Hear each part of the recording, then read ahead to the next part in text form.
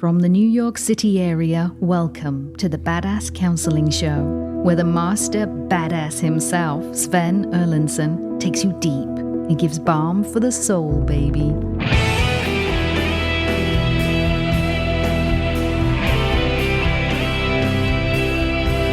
Hello, welcome to the Badass Counseling Show. Wherever you are checking in from today, it's great to have you here, whether you are way down in Tasmania or way up in Warroad, Minnesota, Hockeytown, USA. It is great to have you here joining us today. I am joined by my team. I am Sven Erlandson, the host of this show, and I'm joined by my team, KC, in the booth, who is not in the booth today. She is actually joining us remotely, and she will be actually speaking with us today. And I've got Rob the Rocket sitting right next to me. Rob, KC, how are you today? Go ahead, Casey, you're on. I'm doing great. How are you, Sven? Lovely. It's nice to hear your voice. We haven't had you on for a couple of shows, so it's always great to have you checking in. And I trust the sun is shining where you are today, KC. It is so sunny and beautiful and warm and such a nice change. Lovely. And Rob? I'm good. I'm feeling very good and ready to get going. And I'm glad we have a young man on the show today. Yes. Well, Rob, you made that segue perfect, so tell us about Kaden. Absolutely. Kaden wrote in to us and said, I'm coming to you with some lifelong problems. My father hasn't really been a father figure my entire life, and it's always been a struggle for me. He only recently started showing effort to be in my life after I had my baby, and seems to only care about seeing him. I feel as though my lack of a father figure is making it hard for me to be a good dad and understand how to correct my bad habits. I seem to be in a struggle with lack of motivation and constant action. I find myself being lazy, not helping out with the baby, or not putting in the effort to be a good husband or father. My life just feels like it's constantly going down, and I can't seem to build it back up to how I want it. I'd love to come onto the show as I've been addicted to your podcast. You have so much good insight, and the way you break things down is just so mind-blowing to me. Sven, I'd appreciate your help. Kaden, welcome to the show. It's good to be here. Pleasure's ours. So I want to see if we can just pinpoint a little bit here. You said I seem to struggle with a lack of motivation, constant action. I find myself being lazy, not helping out with the baby, or just putting in effort to be a good husband and father. And then you also go on to say in your next sentence, my life just feels like it's constantly going down, and I can't seem to build it back up to how I want it.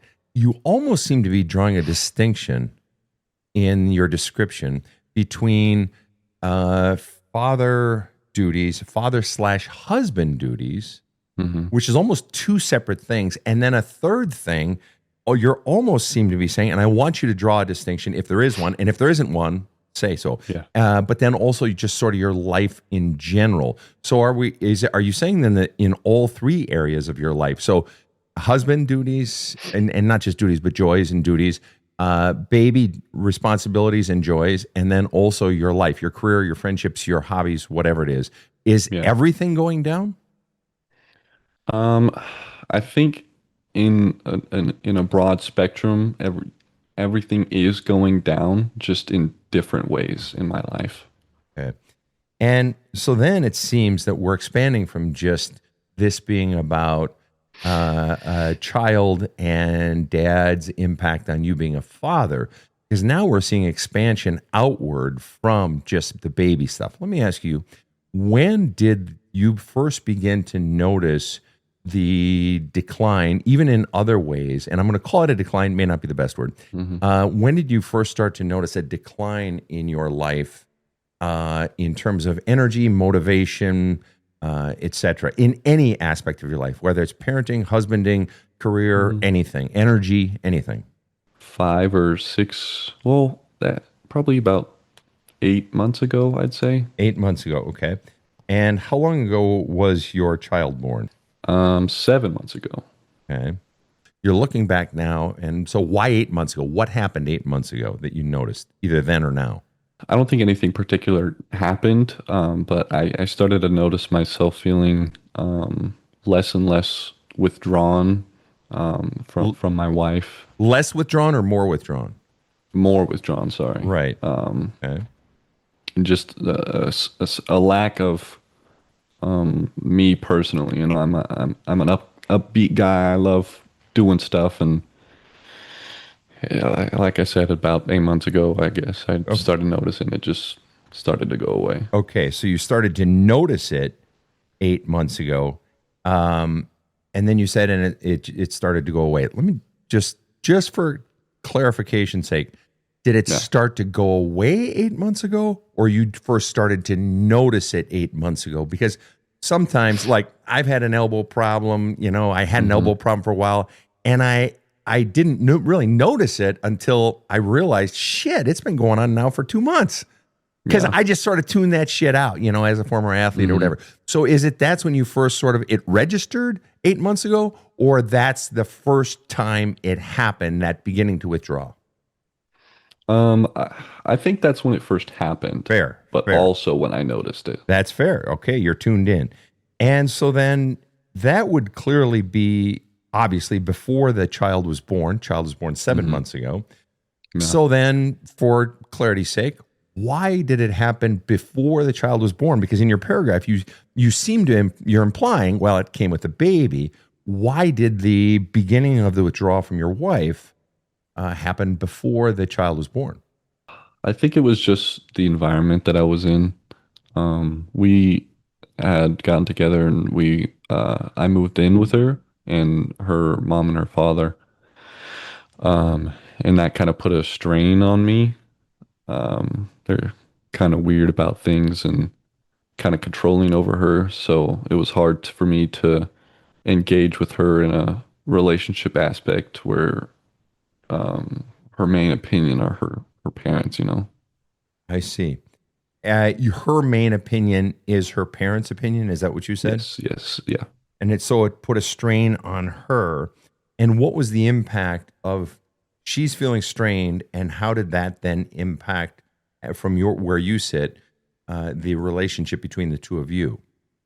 It really put a barrier because it felt like if I put in something, she had to go and get the opposite opinion from her parents, and then that was the opinion. That was where it was right, even if it was the same as mine. Got it. So it may not have been the opposite opinion, but she had to go get confirmation. She had to go get sort of, is this okay? Or and I don't want to overstep here. Correct me if I'm wrong. I don't mind being wrong. It didn't matter what you said. She was going to go ask mom and dad to find out what the answer should be. Yeah, exactly. Got it. And so then, well, it's safe to say then I'm going to spitball it, and you tweak it. Okay. So you are in a situation where you are living with her parents. Very gracious of them to host you and to help make it. I mean, that's very, very gracious, of course. Yeah. Unfortunately, it's coming at a price. And the price is that you feel, to some degree, potentially a significant degree, like you have lost your connection to some degree with your girlfriend or wife? Girlfriend at the time. At the time, but wife now? Yes, wife now. Gotcha. So you've lost somewhat of the connection, but also you feel undermined and feel you've lost significance. Yeah. And so then has that carried through to parenting? In a sense, yeah. She's kind of just in control of everything. And I think that's where it carries over, is where my opinions don't really go through. And it's just whatever she thinks and she wants to do is what happens. And if it's overstepped, then it's just a huge problem. And when you say if it's overstepped, then it's a huge problem. What you mean is, if I push back, or if I say, no, I want us to talk about this and work out a situation because I have this other opinion, then she pushes back as well and escalates energy and says, no, we're going to do it my way. Is that sort of what we're talking about here? Yeah, that's right. Okay. And because you're under their roof and she has them backing her up, you are feeling effectively neutered. Oh, fuck me. So give me a feeling word or two for how this feels. I guess disrespected, Good. Give me another one. secluded, alone. You're good at naming your feelings, my man. Those are. I try And to be. let me ask you this. Let me throw one in, and you tell me if it fits. Is there any feeling of sort of hopelessness? Like, Yeah, definitely. like fuck it. What's the point in trying? Yeah. Okay. You are right on the crest, right on the. When I was a kid, when we were like 12, back in Minnesota, we lived in the parsonage across the street from the church. Dad was the pastor. And back in those days at 12, this was the late 70s, 11, 12 years old, and we had a very steeply pitched roof. And we would climb out my closet window onto the garage roof, and then we'd climb up to the steeply pitched roof, my buddies, neighborhood buddies, and one of my brothers, John. And we'd climb up that steeply pitched roof, and we would pretend like we were Spider-Man, and we'd climb all over our roof. And Dad would come home at the end of the fucking day, and he had gotten a call or something from a parishioner, somebody, member of his church, and it was a big ass church, right across the street. Yeah. And they'd say, yeah, Pastor, we noticed your son and some of his friends were up on the roof. Dad would come home at the end of the day. He wouldn't yell and say, "What the fuck were you doing?" He wouldn't. No, he'd say, "Sven, please don't climb on the roof. It's hard on the shingles." He wouldn't even say, because you might fall and break a leg, or worse, one of your friends might fall and we might have a lawsuit. He'd say, "It's hard on the shingles." And we'd still do it. And Dad was a softie, and he's like, "Okay." Yeah. But the point is, way up there at the top or anywhere along there, if we had hit a patch of ice or a shingle that had lost its sort of grit as 11 and 12-year-olds on a steeply pitched roof, 35 feet in the fucking air, we go sliding right down and snap our neck, break a leg, whatever. Mm-hmm. You are on that steeply pitched roof right now. You are 7 months into your child's life. And already you are beginning to withdraw from that child. And already you have already prior to that withdrawn from your girlfriend / now wife. If this goes any further, marriage is fucked. Really, your relationship with your child is not irreparably, but it is fucked. Mm-hmm. It is fucked. And what this means is one giant hand on your scrotum is going to have to squeeze very, very, very hard. And you're going to have some seriously difficult conversations amid seriously daunting odds. You are facing, and I just cringe to use this word, but I'm using it anyway. You are facing an enemy that is bigger and stronger than you. They have all the power. They have the roof. They have the food.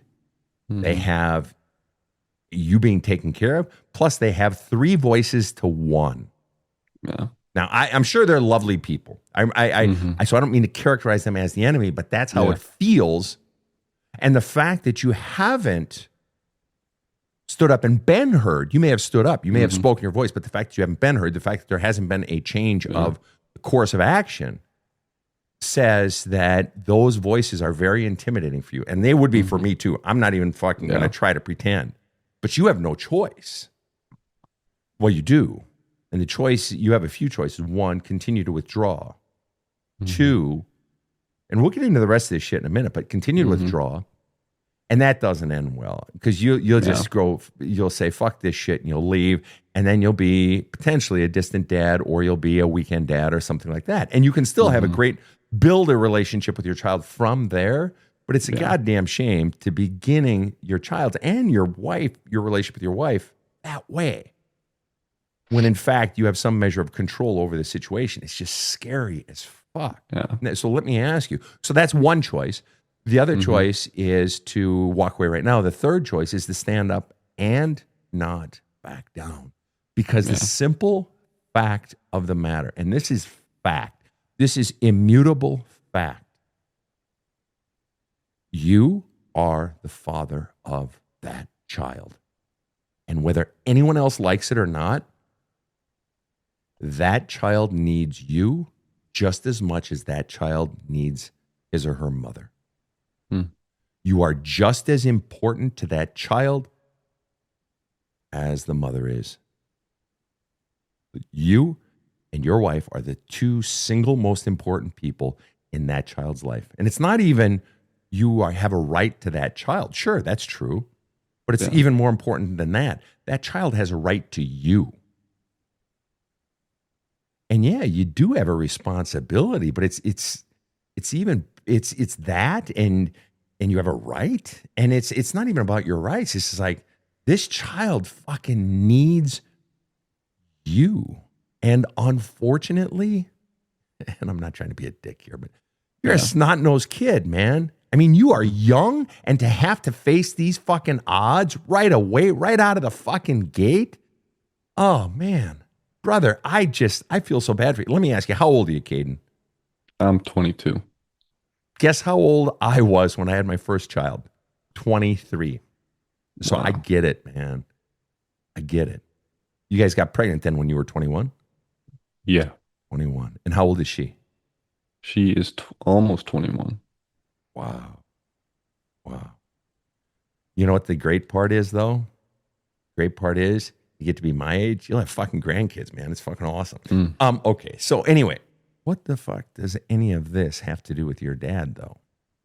I'm not saying you don't have dad shit. I ain't saying that. Yeah. But it seems from where I'm sitting that what's really going on here, in a way, it may be related to dad. I'm not disputing that. But it sounds to me like you're getting, you're in a hard situation. I don't care who you put in that situation. I don't care. You put any person in a situation where you have two authority sources, two of them being very benevolent, so you feel some kind of obligated, but also I'm the mom authority source, and she is the mom, but I'm sorry, we're both equal parents here. You got a fucking hard situation. So I want to ask you, at the mere thought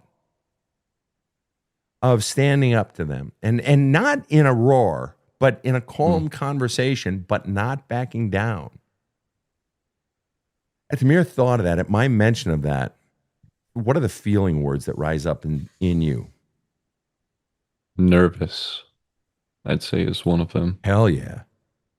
I don't really know a different word to put to that. Scared? I wouldn't say scared. Well, I would say scared. I would be scared. I'll be honest with you. I would be. I'm not more or less scared of what they would say more than what my wife would say. Okay, that's really interesting. Scared of what the wife would say. All right, this is great. I want to just drill down right there, okay? Yeah. What is the one sentence, and there's more than one sentence, but what is the one sentence above all else you most want to say to her? I mean, there's a lot of things going on here that need to be said and held fast. But what is the one sentence you most want to say? It's a really crazy one, but the one sentence that it's been in my brain for a long time. That's the one. It's just I don't want to be with you anymore. Oh, oh, you went there. Yeah. Oh, wow. I don't want to be with you anymore. Oh, wow. Okay. Then let's jump to the next square that I was going to ask you before that. We'll jump there, and then we're going to jump back to that question. And you're scared of what your wife would say. What is the one sentence above all else that you most fear her saying? It'd have to be that I'll never be a good dad. Oh, so you fear her getting angry and taking a shot back at you. In other words, you saying, I love you. You're a great person, and we can be great parents together. And let's make this wonderful for our beautiful child, little Sven. And but I just don't want to be with you anymore. And she would become inflamed and shoot back with, "You'll never be a good dad." Yeah. And if she said, you'll never be a good dad, tell me the feelings that you would feel if she said that. Broken. Broken. Good word. Give me another feeling. Scared. But if the sentence has been said, you've already faced the fear that you just feared a minute ago. So then after she has said the sentence, what would you then fear? Then what would you be scared of if there's another fear there? That it's true. Oh, scared that it's true. And why would you be scared that it's true? I guess that just goes back to my dad and what I'm doing now, not putting in the effort. And if I'm not doing it now and we split up and she says that, then how much better? Yeah. Okay, first of all, it's a total crock of shit. That I get people saying all the time, oh, listen to this. Just listen to this logic. I love fucking banging people with this one. They'll say, well, you know what? I understand why my parents were such shitty parents because they had horrible parents. Oh, they just had the worst parents. And I understand why they were just so horrible to me. And my dad beat the shit out of me. And my mom was a fucking wench to me. And she tore me down. And, she said, you'll never be any better than your deadbeat father and blah, blah, blah. And then I say to him, let me ask you this question. You said you had 3 daughters and you have 3 daughters and from even your ex-wife says you're a good dad. So I don't understand. How can you be a good dad if your parents were so shitty? Well, I wasn't going to parent my kids that way. Oh. So in other words, just because you had shitty parents doesn't mean you're going to be a shitty parent yourself. In other words, just because your parents were shitty is no fucking excuse for them being, or just because your parents had shitty parents doesn't mean that's an excuse for them being shitty to you. There is no correlation, Kaden. There is no correlation between your dad not being a good dad for you and you being a good dad. 0. Yeah. You are in complete control of that. I get people all the time, wonderful dads, wonderful moms, who had disappointing parents, who had horrific parents, who had just whatever parents. Kaden, and furthermore, the mere fact that you're on this fucking show, enduring my wrath, dude, you're going to be fine. You're going to be fine. You're going to do great. You're going to take some classes. You're going to read books. Most importantly, you're going to go into yourself and we're going to solve the dad shit. You're going to do a lot on your own, but we're going to do some more right after this short break. I had a really good start in my life, and I've been successful in my career, but I have to say I've learned so much and improved my outlook on life since I met Sven and picked up a copy of Badass Wisdom. With the daily meditations as journaling prompts, I've uncovered a lot of memories that weren't totally pleasant. With Sven's guidance, I've achieved some new understanding, and honestly, I feel lighter. Badass Wisdom is a great read, in nice small bites, and I think anyone can benefit from it. So go to badasscounseling.com and get the book or the audiobook. It could change your life. This show provides soul counseling intended to entertain and inform and is not medical advice.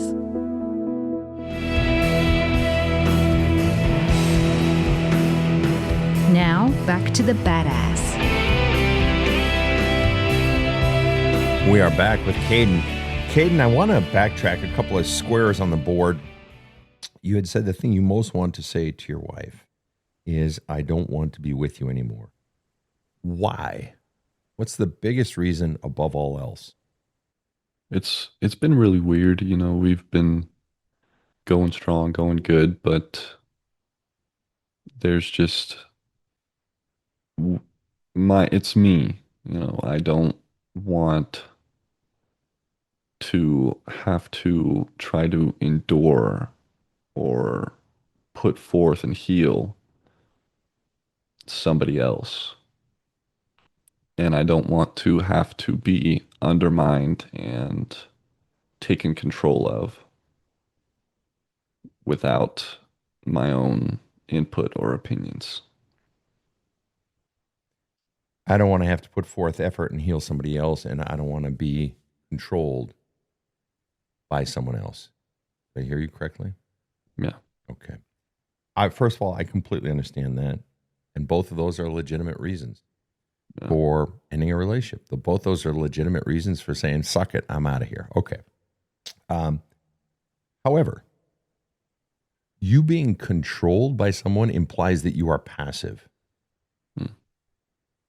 And you're not passive. Yeah. It sucks having to stand up for yourself.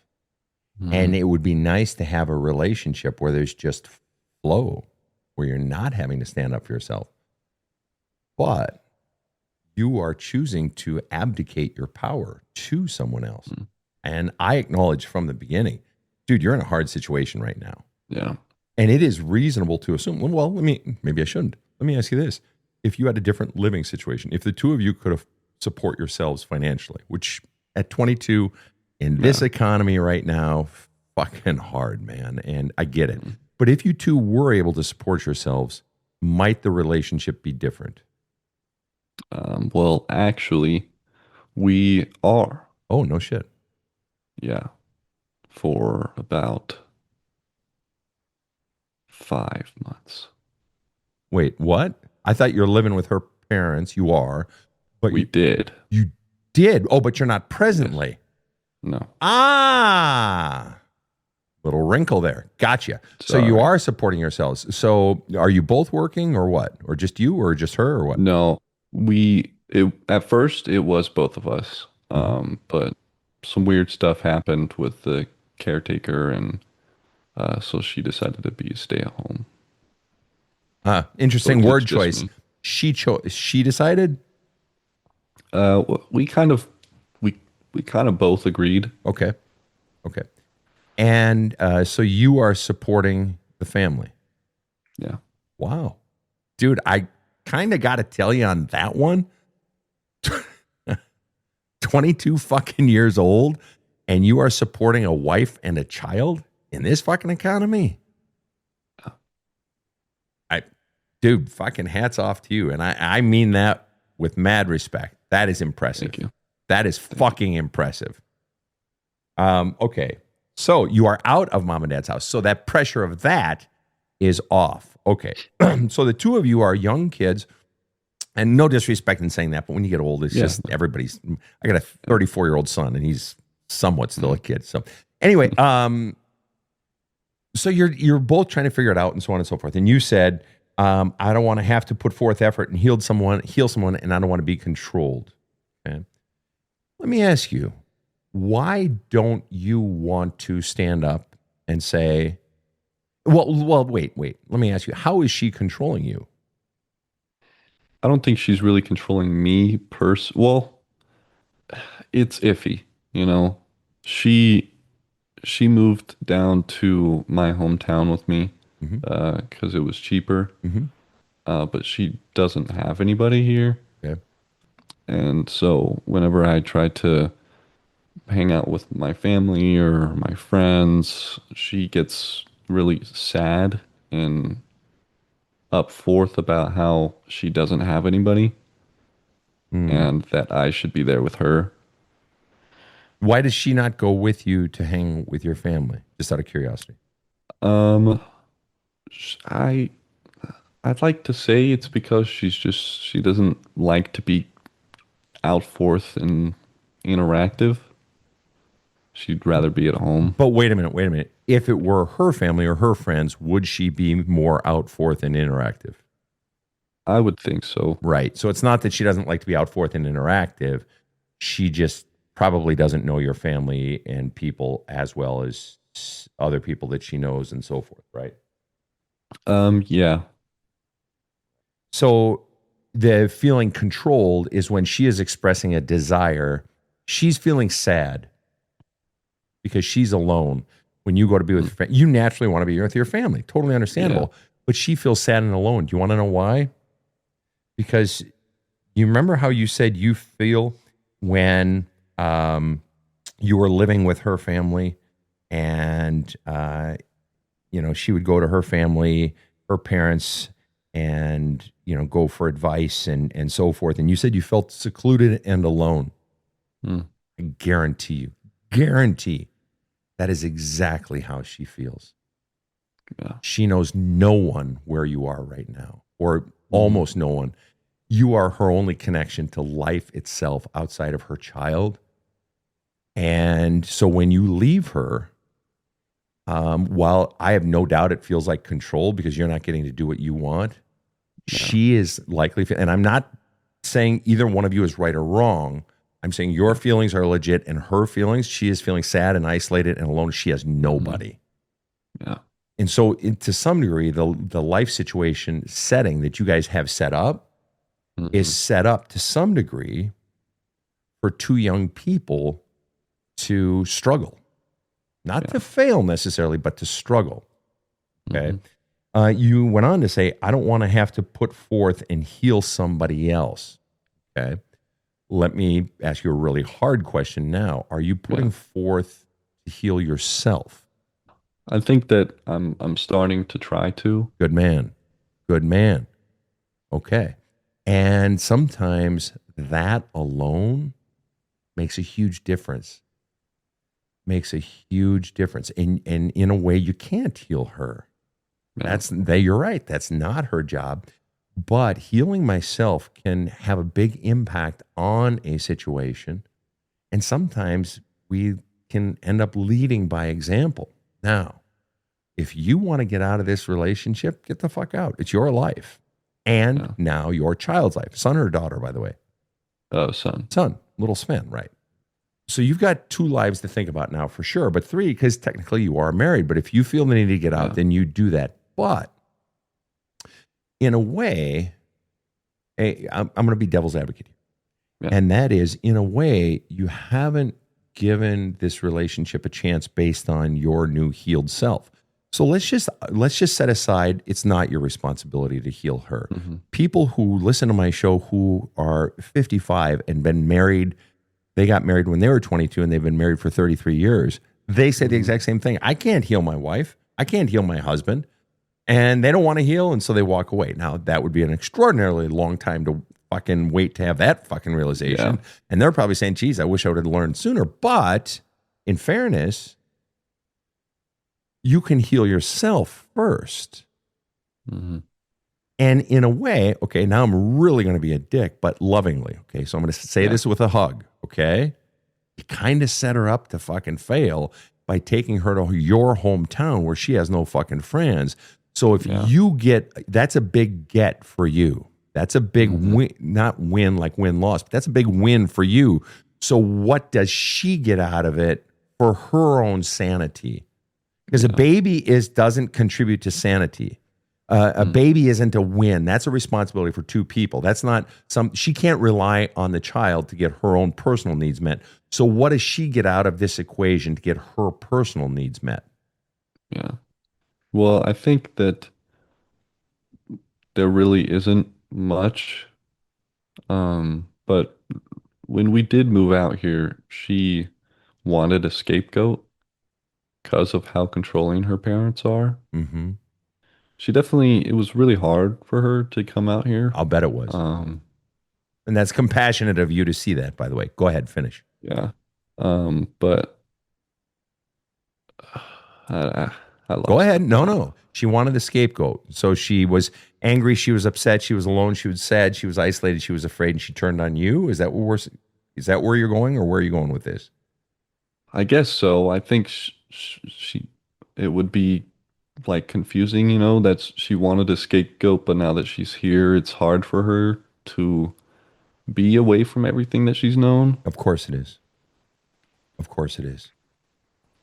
And if you ever chose, and again, the choice is yours, brother. This is not my choice. This is your life to live your way. But if you were to choose to stay in the relationship, then the savvy decision, and if you had someone coaching you before you moved out here, like a father, which you didn't have, but he didn't do his job, or even an older brother or a mentor or a friend or an uncle, they would have said, dude, you need to be very deliberate about helping her to build a life here. You need to invest as much energy right up front to building friendships, couple friendships, getting her out into the community, introducing her to new people. You guys meeting new couples that you don't even know, new friends. So it's new friends for both of you. So you have brand new friends that aren't dependent upon your old friend group. In other words, giving her some sense of connection. Why? Because then she's getting her plant watered from multiple sources and not just you. Because that's a massive drain on you too, to be the sole source of someone's love. Right. But right now she needs you. If you're in the relationship, she needs you because she has no one else. Yeah. Right. And you, presumably, was this mainly your idea to move to this new state, your hometown? I definitely threw the idea out there. But when we had originally started talking about it, it was because my friend and his wife were also pregnant around the same time we were. So we were going to move in together in a really, really cheap place. Like dirt cheap. And when it happened, it turned out that they weren't great people. And so the place kind of just fell apart, and we just got thrown and lost. Right. Okay. So explain to me, and we're still going to get to the dad stuff. You asked to talk about that. We're going to get to that. Let me ask you, what do you, other than I want to get the fuck away from you, give me the top 3 bad things and the top 3 good things about her. I love that she is very connected with me. Meaning we think about the same stuff. We say the same things. We like the same meals. We want to do the same things, all that kind of stuff. Sure. I guess this is a love-hate, but I love-hate that she is so clingy. Sure. And what is it you love about that? I think I love feeling wanted. Oh, that is a drug, man. I hear you. It feels nice. And is that sort of a first for you in your life? In a sense, yeah. Okay. My parents got divorced when I was younger. My dad won custody of me and my brother. So my mom, she's really great. I guess she's always wanted us, but could never have the power, you know? So that's why I say kind of. Got it. Okay. And so what's the third thing that you love about her? I love how good she takes care of our son. Beautiful. Just out of curiosity, have you ever told her these things that you really love about her? I don't think in detail as I've done with you. Sure. Well, let's put that on the to-do list, for the next 48 hours. Put that on your to-do list. Because even if you love someone, or even if you're breaking up with someone, to hear that's a fucking bouquet of flowers that you can't buy. Because that comes from the heart. You are speaking from the heart right now. And to hear that, especially when you feel isolated and unloved and alone, secluded, I have no doubt that would mean a lot to her.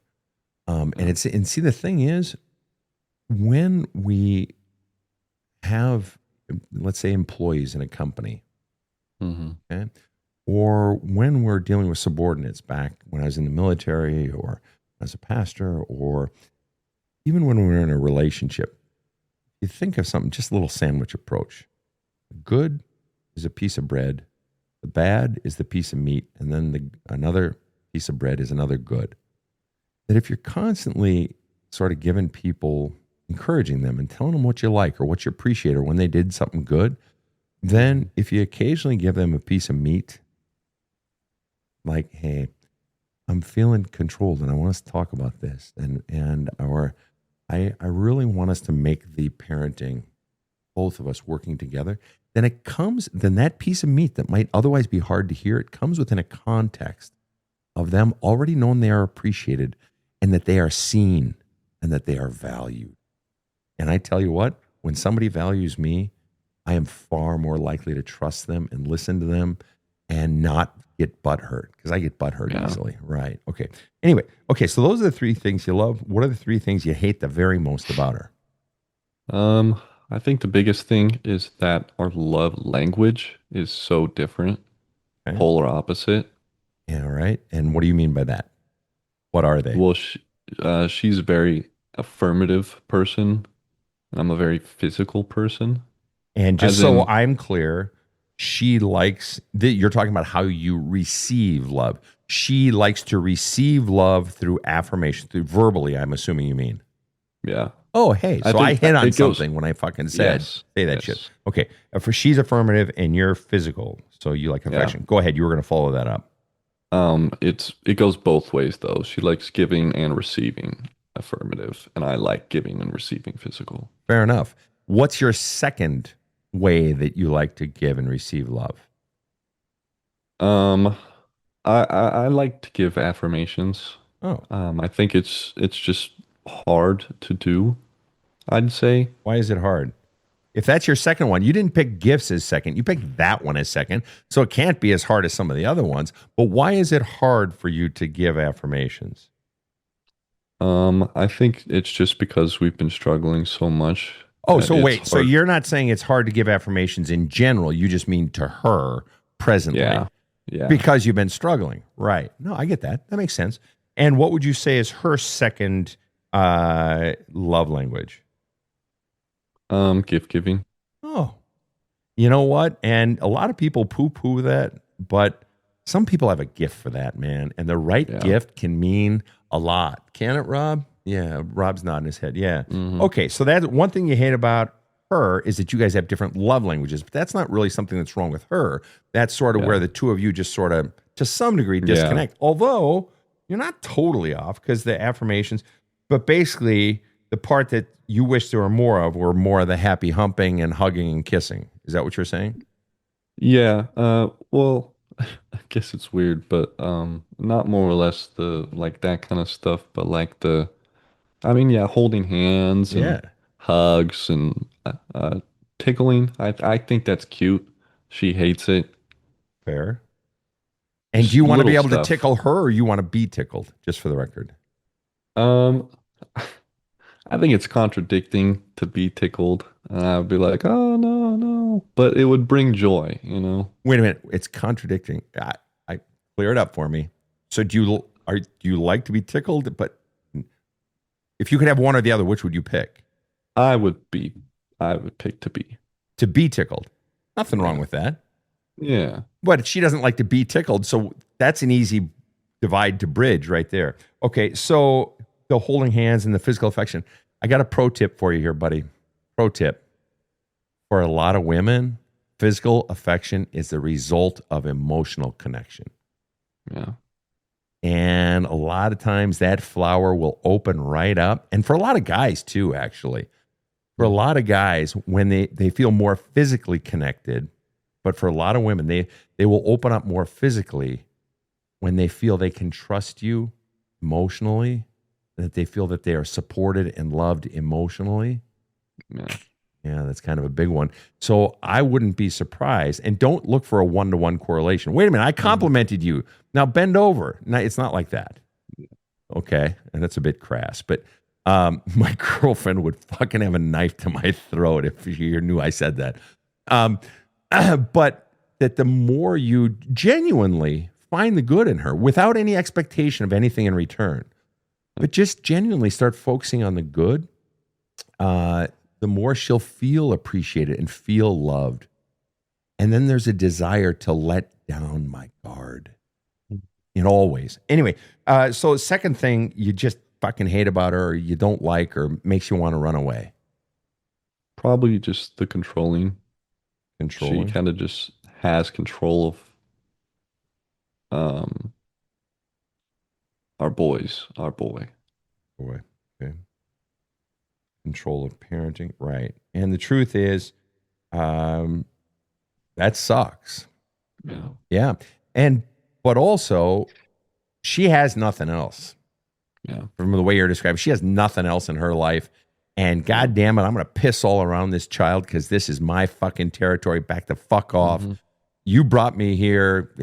I'm sure she's perhaps developed a story, but the bottom line is she has nothing else until the two of you, or she or you, whatever, build a life where she has more and can sort of open her hand and relax. Yeah. But she has nothing else. Nonetheless, you are allowing yourself to be controlled. And I'm not saying this has to be some knockdown, drag out brawl, but if you have to understand any relationship that you get into, Kaden, whether it's this one or the next one or the third one after that, at some point, it does require realizing that what's going on inside of me and someone who's, looking at their stuff, but I've got to be responsive to my person's needs as well.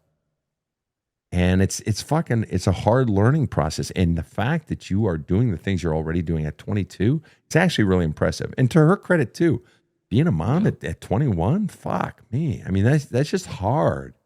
Yeah. And you guys are climbing the hardest part first. And I know I have a lot of listeners who are cheering for you because they want to see you succeed. Because I can tell already, you got a good heart. You do. Yeah. What's the third thing you hate about her? Her nitpicky. Oh. If it's not the way that she would do it, it's not right, and she gets very upset. All right. Yeah, that's annoying. And now you got to understand, that's more in the realm of normal relationship shit. Yeah.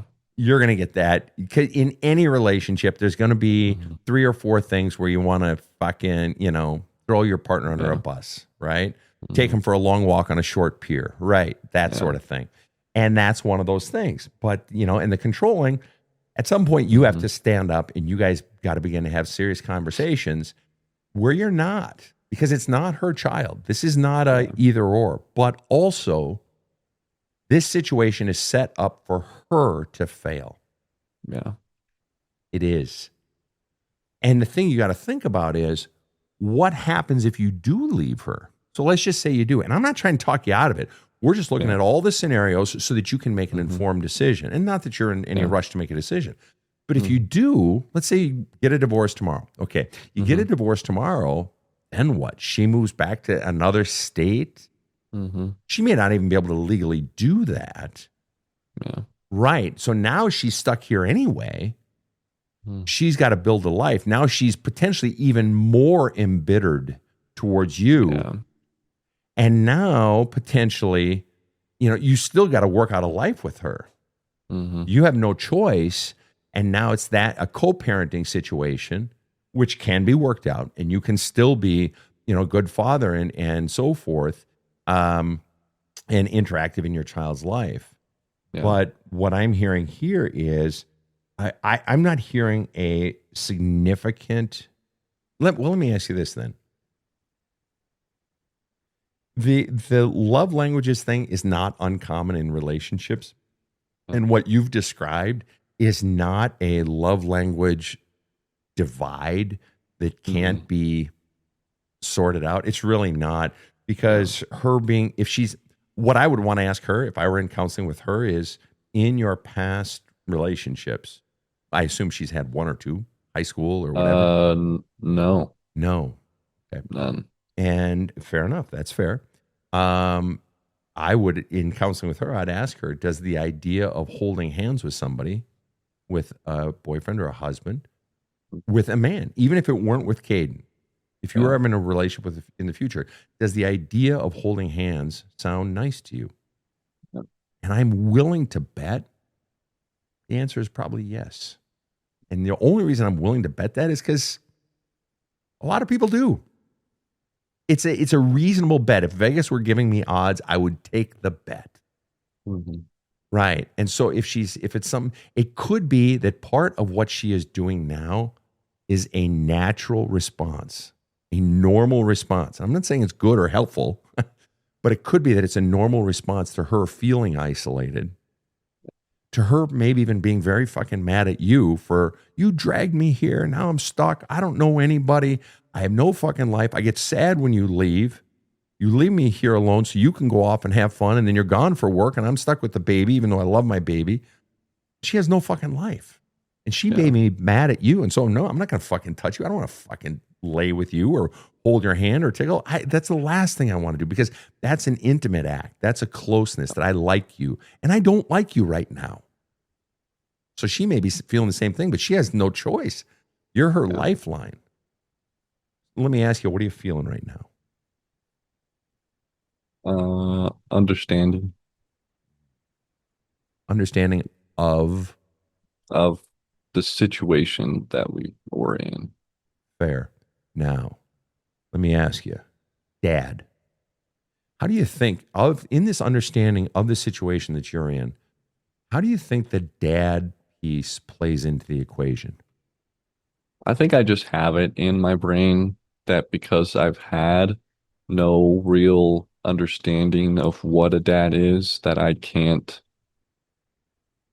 figure it out and be a good dad. Right. Makes total sense. And let me tell you something, brother. That is at 50% of the dads that I see, at least. Yeah. Right? 50% think that. And there is zero correlation between the dad you had and the dad you're going to be. It's a choice.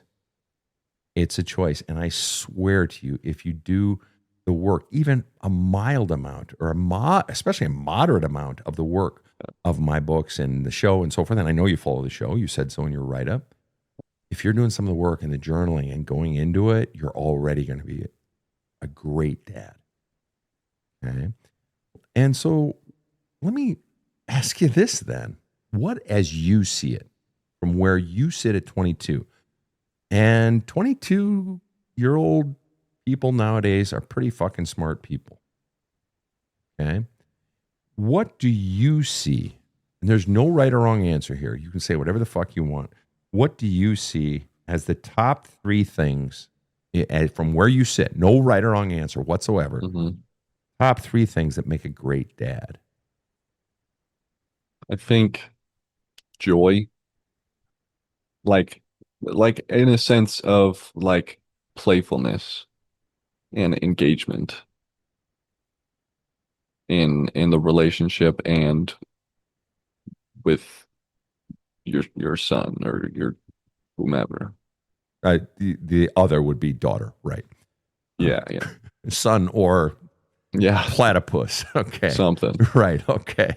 So then, second thing that makes a great dad, Love, manifest how?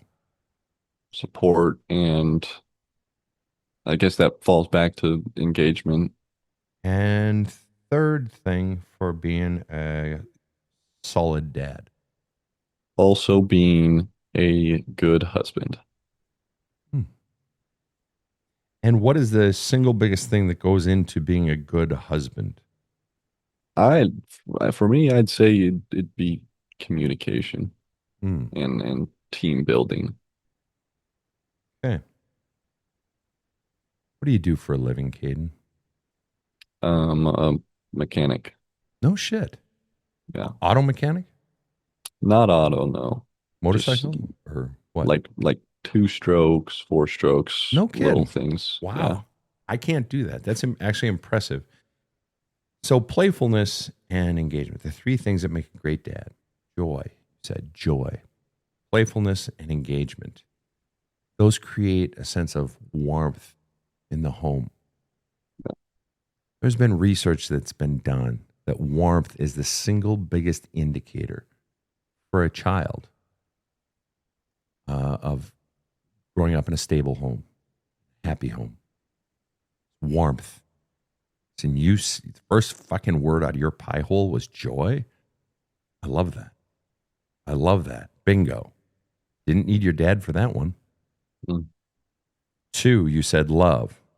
Also filters in, and you said it goes in with the engagement, but you said support. That's right. Even when you disagree with the kid, that doesn't mean the kid always gets their way. No, not at all. Yeah. But supporting your child financially and encouraging them and not criticizing.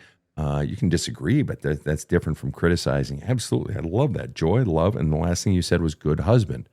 I love that too. And you said specifically communication and team building. Well, you have a real opportunity to communicate your needs, to communicate and to build up the team. The leader or anybody on a team builds the team by setting up other team members for success.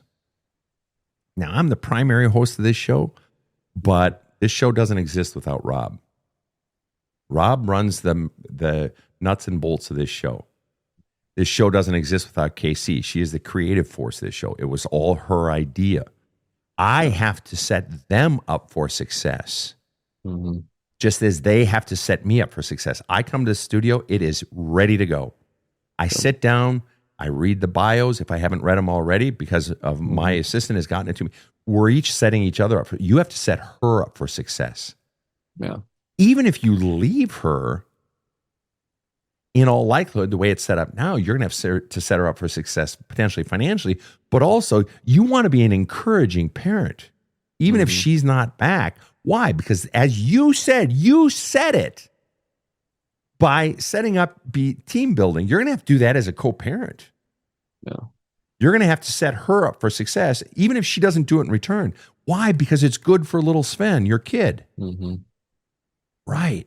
And you can start right now. And what it means to lead, even if I'm not the leader, quote unquote, what it means to lead, even as a follower, is that I'm not always getting back as much as I'm putting in. Yeah. And it doesn't seem fair. But we pump in for the good of the team. We pump in for the good of the team. And you have, and parenthetically on that nitpicking thing, you have every right to say, and there are some things, habits that you have to break. You have to train people how to teach you.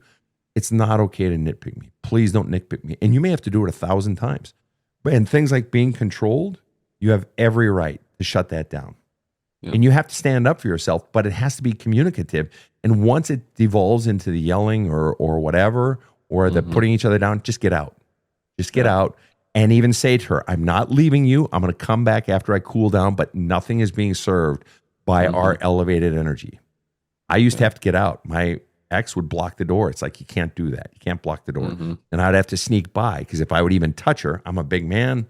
Guess who looks bad, right? Yeah. But my point is, back to the original point. The point is, Kaden, you are already defining the fundamental necessities of good parenting. You've already got them. The notion that you're going to somehow fail is bullshit. You've already got the core building blocks. You add into that teaching and guiding a child, and you're going to love teaching your son. You are. Teaching him how to do laundry, teaching him how to iron his own, pants and his own hankies and teaching him how to, fucking work an engine. My dad would take me out to teach me how to change the oil on our car. In a fucking Minnesota winter and 30 below, and we're out in the fucking garage, and I hated it. But guess what? I know how to change oil in my car. Or I'd take my bike to the bike shop today. And I was telling these guys, my dad did all the bike fixes. We're 5 brothers in my family and my sister. I had one dad and one brother who were good at the bike shit. And I'm bad at it. I could do it, but it's going to take me an hour. My bike guy does it. It takes me 5 minutes. But you teaching your boy. And I wrestled around with my son. And my son's like, oh, I can't wait till my nephews, because I have 2 grandkids. My daughter just had 2 grandkids. His sons. I can't wait to wrestle around with the boys and shit like that. And so you are so on track. And dude, just the mere idea of doing some of the self-work that you're already doing. Start reading some parenting books. I was a Spock baby, Dr. Benjamin Spock. His book is in like the 45th edition. And, just to start reading. But what's shutting you down, what you originally presented, was your motivation. And you're checking out. That's because you have silenced your voice. She didn't do it.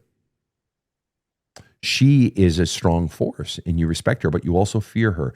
And you fear her words. And you fear, above all else, her saying, or even implying, you'll never be a good dad. Well, that's just nonsense. I'm telling you as fact, as a father, as a grandfather, you won't be a bad dad. I want to bring KC in and Rob in. We've gone a little bit over our time, but I want to go a little bit more. KC, I want you to weigh in here briefly, if you would. Any thoughts? Yeah. First of all, I'm really impressed at how great you are at expressing yourself. I mean, love languages, you're 21 years old, 22. 22, and you're Yeah. thinking in these terms. So you're obviously, in tune to your own emotions and other people's. And so that's wonderful.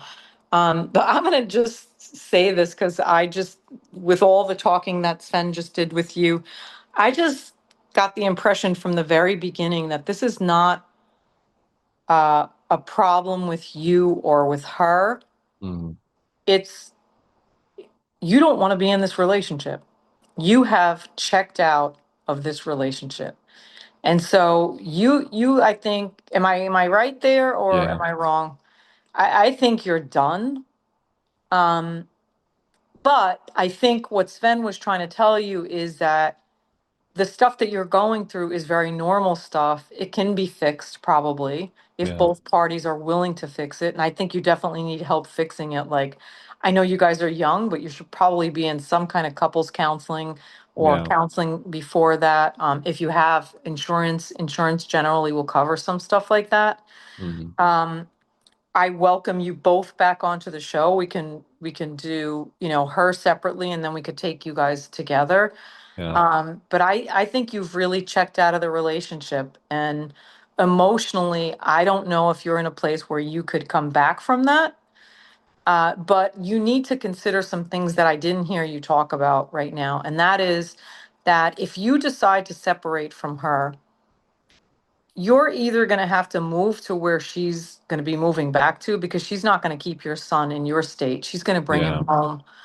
And so then you're either going to be a dad that sees your kid 3 times a year, or you're going to Mhm. have to move to the other state and you're going to have Yeah. to be in the same situation that she's in. So you got to really weigh all these things and think about it. I can tell you that at your age, I was in a similar situation. I was in without the kid though. I was in a Yeah. relationship. I didn't want to be in the relationship. I had checked out of the Mhm. relationship. It was a long distance relationship. Yeah. So everything that you just said about, you taking her away from her family and her not having anybody and you feeling Mhm. guilty, I was you. Yeah. Okay. I brought him where I was. He constantly made me feel guilty that I was seeing my friends and my Mhm. family, to the point where I would sneak to see my own mother. Yeah. Right. And that's not a good place to be. So I think your relationship could probably easily be fixed with Yeah. therapy and help and just really great communication between the two of you. Sven gave you some tips, like you got to Yeah. train people how to treat you, and she Mhm. needs to train, you how to treat her. But if you're indeed just checked out of this because you're 22 years old and you kind of took on something that you shouldn't have, which was Yeah. marriage and a kid, and you feel like you were too young to do that, then there's probably no saving this because your mind is there and you're just Yeah. going to get into a deeper and deeper and deeper depression. And that is not going to be good for your son. Yeah. So I would encourage you to try to rectify this quickly because Mhm. you don't want to get yourself into a deep depression. And Yeah. so, try to get some professionals to help you guys with this, um, and either make a commitment to her and yourself to stay in it Mhm. or get the fuck out. Yeah. And I want to just piggyback on what KC just said. And I believe the two ways that you have the biggest shot of, even if you put it in as I'm going to dive in and fix it, and if this doesn't move the needle, you're not going to fix the whole thing overnight, but move the needle. Yeah.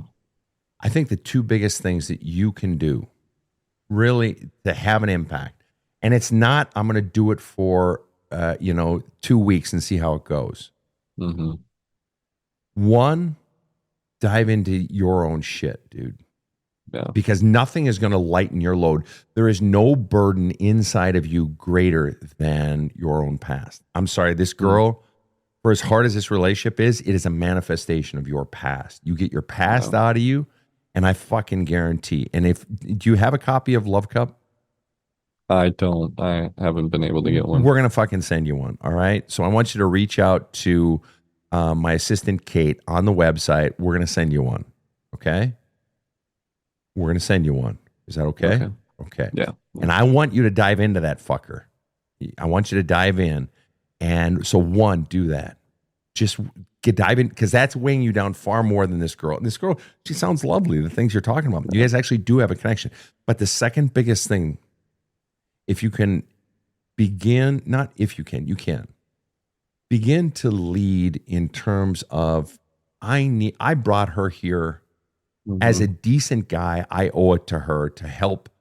And that doesn't mean you spend all day, every day with her. I'm not saying that. Yeah. But it means I owe it to her to maybe sit her down and say, what can we program into our relationship? Maybe you already know the answer, but what can we program into our relationship so that you feel more supported, so that you can begin to have a life outside of just me and the baby? What do we need to program? And maybe it's she gets time out to, maybe she wants to take a ceramics class, or maybe she just walks in the woods by herself. I don't fucking know. But she needs to begin to put down roots and build a life that breathes life into her. And you need to make that happen. You need to lead. You fucking dragged her ass here. Now you need to fucking make that happen. Does that make sense? Yeah. And I say that with love. I'm not saying that disrespectfully. I say that with love. However, if you choose to walk away, no disrespect if you do. You got to make the decisions you got to make. If you choose to walk away, you still, to Casey's point, have an obligation to help her put down roots here for Casey's exact point. Otherwise, you're going to have to go put down roots there. Or you're going to be, splitting your time between states sort of thing. What are you feeling right now? I'd say sad. And also connected. And what's the saddest part?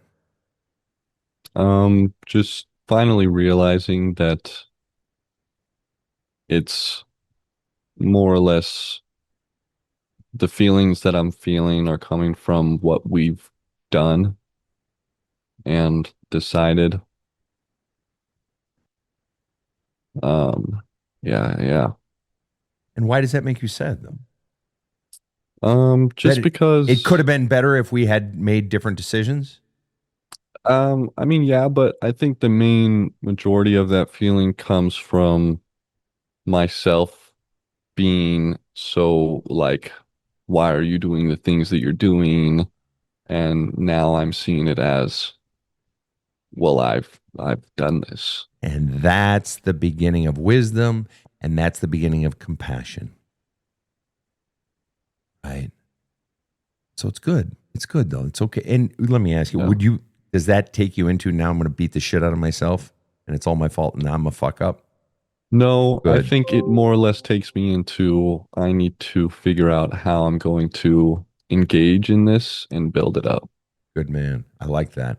And then feeling connected. You said you feel connected because, or with. Connected.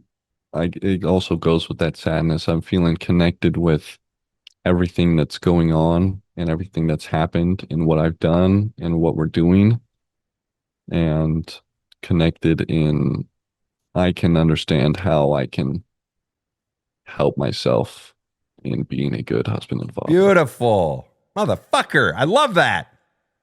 And isn't it cool how if we talk shit out and sort of break it down and go a bit deeper, you still get to choose. You have the autonomy to choose whatever the fuck you want. But isn't it cool how it sort of begins to sort of reveal itself and become much clearer? Yeah. Yeah, man. Dude, I want to send you the book. And if you're, to Casey's point, you're welcome back on the show. We'd love to have you back on. Or if your wife would like to come on, we'd love to have her on. We'll be gentle in case she's afraid. But any closing thoughts or questions, Kaden, before we let you go here?